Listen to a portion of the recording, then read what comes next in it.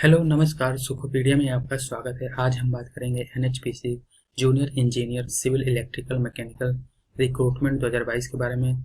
आगे बढ़ने से पहले प्लीज़ सब्सक्राइब सुखोपीडिया। तो यहाँ पे हम बात करेंगे कौन कौन लोग एलिजिबल हैं, कौन कौन लोग इस फॉर्म को फिल कर सकते हैं और लास्ट डेट क्या है और कितनी सीटें हैं और एज मैक्सिमम कितनी होनी चाहिए, उसके बारे में बात करेंगे। तो चलिए स्टार्ट करते हैं। तो चलते हैं एनएचपीसी लिमिटेड की ऑफिशियल वेबसाइट पे। तो ये हमारे स्क्रीन पे आ गया। एनएचपीसी लिमिटेड का ऑफिशियल वेबसाइट है यहाँ पे कैरियर में आते हैं। कैरियर में देखते हैं recruitment for the post of junior engineer civil electrical mechanical in NHPC. इस पर क्लिक करते हैं तो हमारे सामने एक पीडीएफ ओपन हो जाती है एनएचपीसी लिमिटेड का। यहाँ पे देखते हैं इंपॉर्टेंट डेट्स में start date for the receiving online application कब है, 31 जनवरी 2022 है। और लास्ट डेट कब है, 21 फरवरी 2022, यानी 21 फरवरी 2022 को शाम को 6 बजे तक अप्लाई कर सकते हैं। ये लास्ट डेट है। तो हम बात करते हैं पोस्ट, कौन कौन से पोस्ट हैं। Junior engineer civil, junior engineer electrical, junior engineer mechanical. अब इसके क्वालिफिकेशन देख लेते हैं। तो सबसे पहले जूनियर इंजीनियर सिविल की क्वालिफिकेशन देखते हैं। तो इसके लिए इसेंशियल क्वालिफिकेशन क्या है, full time regular diploma in civil engineering from government recognised institute with minimum 60% marks होना चाहिए या इसके इक्विवेलेंट होना चाहिए। यहाँ पे कंडीशन क्या है, अगर हायर डिग्री है आपकी बिना डिप्लोमा के, वैसे ही नॉर्मल 12th के बाद ही आपके यहाँ डिप्लोमा कोई डिग्री नहीं है और आपने बीटेक किया है, तो आप ये फॉर्म नहीं फिल कर सकते हैं।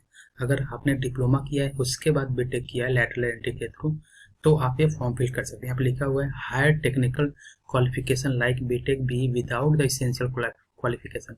इसेंशियल क्वालिफिकेशन क्या है, the full time regular diploma अगर हैं तो, अगर नहीं है, अगर मतलब विदाउट उसके हैं, तो आप इस फॉर्म को नहीं भर सकते हैं, इसके लिए एलिजिबल नहीं है।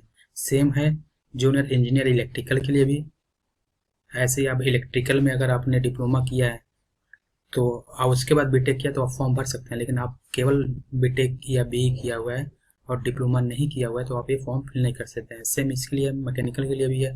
अगर आपने मैकेनिकल में डिप्लोमा किया और उस डिप्लोमा किया तो फॉर्म फिल कर सकते हैं अगर हायर डिग्री है आपके पास, लेकिन अगर वो डिप्लोमा के साथ है तब आप फिल कर सकते हैं। अगर डिप्लोमा केवल है तभी फिल कर सकते हैं, लेकिन अगर आपका केवल बीटेक या बी की डिग्री है तो आप फॉर्म फिल नहीं कर सकते हैं। हाँ, लेकिन अगर डिप्लोमा किए हैं उसके बाद बीटेक किए हैं तो फॉर्म फिल कर सकते हैं।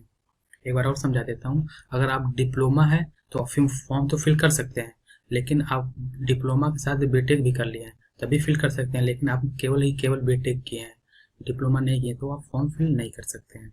अब यहाँ पे देख लेते हैं वो टोटल पोस्ट कितनी है। जूनियर इंजीनियर सिविल के लिए टोटल पोस्ट कितनी है, 68 है।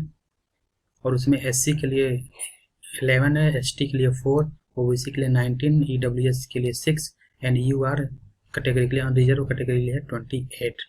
और मैक्सिमम एज कितनी होनी चाहिए सिविल इंजीनियर जूनियर इंजीनियर के लिए, सिविल के लिए 30 ईयर्स है। और कब होना चाहिए, 1 फरवरी 2022 को 30 मतलब 30 साल होना जरूरी है। हम जूनियर इंजीनियर इलेक्ट्रिकल की बात कर लेते हैं। इसमें भी एज सेम है 30, इसको भी 1 फरवरी 2022 को 30 साल होना चाहिए। और इसमें टोटल सीट कितनी है, 34 है। और एससी के लिए 1 है। करंट ईयर वैकेंसी बैकलॉग है एक, पिछले साल की इसको इसमें इंक्लूड किया गया। एससी की एक वैकेंसी है 1, और करंट ईयर वैकेंसी में एससी की 4 सीटें हैं, एसटी की 3, ओबीसी की 8, ईडब्ल्यूएस की 3, यूआर की 15। सेम अब जूनियर इंजीनियर मैकेनिकल के लिए बात कर लेते हैं। मैक्सिमम एज इसकी भी 30 और टोटल सीट कितनी है, 31 है। और इसमें एससी के लिए 5, एसटी के लिए 2, ओबीसी के लिए 6, ईडब्ल्यूएस के लिए 3 और जनरल मतलब यूआर अनरिजर्व कैटेगरी के लिए 15। तो ये होगा हमारा पोस्ट और उसका इसेंशियल क्वालिफिकेशन और मैक्सिमम एज और कितनी सीटें हैं और उसके बाद कैटेगरी वाइज कितनी सीटें हैं, ये हमने देख लिया। अब देख लेते हैं इसका एप्लीकेशन फीस के बारे में देख लेते हैं। इसका एप्लीकेशन फीस कितना होगा। Candidates belongs to general EWS and OBC, मतलब जो लोग जनरल ईडब्ल्यूएस ओबीसी कैटेगरी से बिलोंग करते हैं उनके लिए फीस है 295 रुपये। और SC ST PWD ex serviceman category के जो हैं उन लोगों को फीस देने की जरूरत नहीं है, उनका 0 फीस है। अब देख लेते हैं सिलेक्शन प्रोसेस क्या होगा। सीबीटी एग्जाम होगा और टेस्ट सेंटर क्या क्या है। टोटल 22 सिटीज हैं। 22 सिटीज में कौन कौन से हैं, अहमदाबाद, बेंगलुरु, भोपाल, भुवनेश्वर, चंडीगढ़, चेन्नई, देहरादून, दिल्ली, गंगटोक, गुवाहाटी, हैदराबाद, ईटानगर, जयपुर, जम्मू, कोच्चि, कोलकाता, लखनऊ, मुंबई, पणजी, रांची, रायपुर एंड शिमला। तो ये टेस्ट सिटीज हैं टोटल। और स्कीम ऑफ एग्जामिनेशन जो कंप्यूटर बेस्ड मतलब सीबीटी टेस्ट होगा, सीबीटी एग्जाम जो होगा उसका मीडियम ऑफ एग्जामिनेशन क्या है, इंग्लिश और हिंदी रहेगा। और कितने देर में हो, कितने मतलब एग्जामिनेशन ड्यूरेशन कितना है, 3 आवर्स है, मतलब 180 मिनट्स।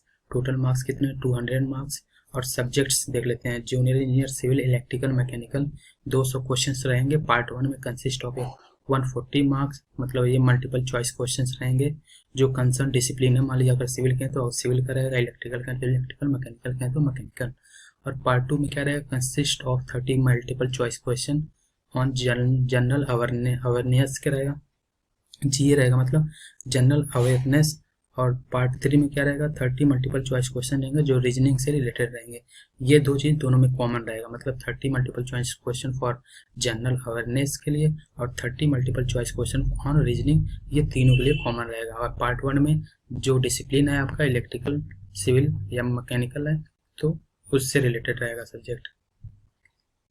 तो ये था आज हमारा किसके बारे में, NHPC junior engineer civil electrical mechanical recruitment 2022। तो आज हमने यहाँ पे क्या देखा, इसेंशियल क्वालिफिकेशन देखा, मैक्सिमम एज और कितनी पोस्ट हैं और कितना एग्जामिनेशन फीस है, सिटीज़ क्या क्या हैं और मोड ऑफ एग्जामिनेशन क्या रहेगा, और फिर कितने नंबर का क्वेश्चन है और कितने क्वेश्चंस रहेंगे और ड्यूरेशन कितना है, इसके बारे में हमने बात किया।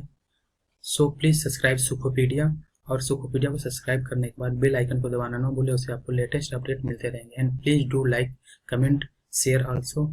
Thank you.